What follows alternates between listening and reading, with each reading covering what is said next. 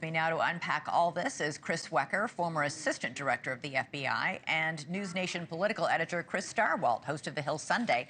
Great to have you both here. Chris Stirewalt, I'll start with you. This is the second FBI director that Trump has pushed out. He fired Comey and at that time called Chris Wray a man of impeccable credentials to replace him.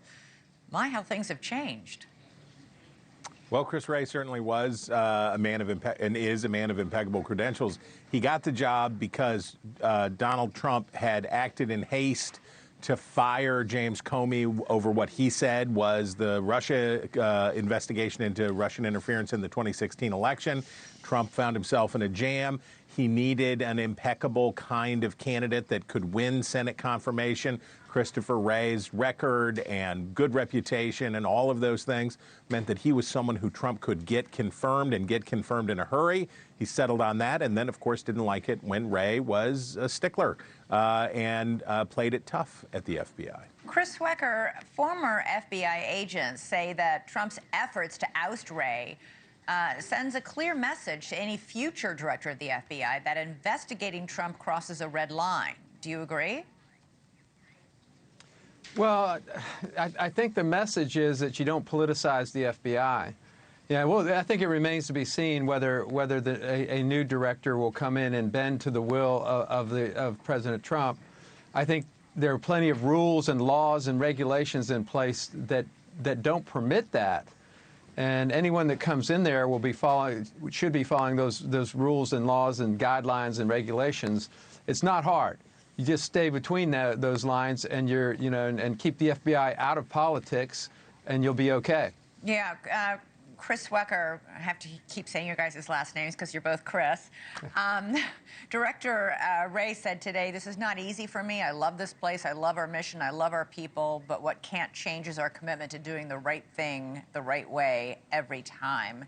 He got a standing ovation from FBI employees that lasted more than a minute. He seems to be popular internally, but got to tell you, there are a lot of people in a lot of parts of this country who are not fans of the FBI right now.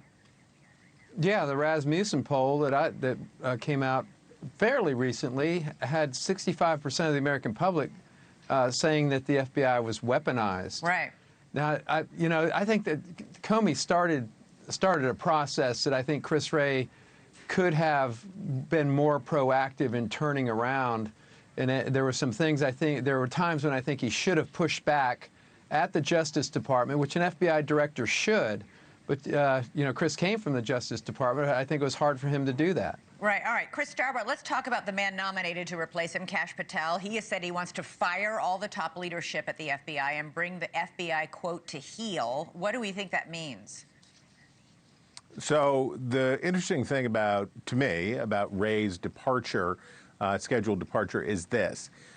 Kash Patel will have an ordinary confirmation process. So there was talk of an idea in which if Wray wouldn't resign, that Trump could appoint Kash Patel as a deputy without Senate confirmation and put him in over there and then fire Christopher Wray. Mm-hmm. And that would allow Kash Patel to ascend to the directorship without having to be confirmed. Wray's choice means that now Kash Patel will have to go in through the front door and he'll have to get the votes, and he can't lose 4 Republican senators, right? Yeah. They have enough votes with J.D. Vance there as a tiebreaker. They can lose 3, but they can't lose 4. And he's got to go around and do what we've seen other embattled nominees from this incoming administration do, which is make the case and make promises and say to the members of the United States Senate, I'm not going to be carrying out vendettas. I'm not going to be doing these things. And then he'll have hearings where he'll have to say those things publicly if he wants the job. Yeah, and thanks so much for watching. Go to joinnn.com to find NewsNation on your television provider. And don't forget to click the red subscribe button below to get more of NewsNation's fact-driven, unbiased coverage.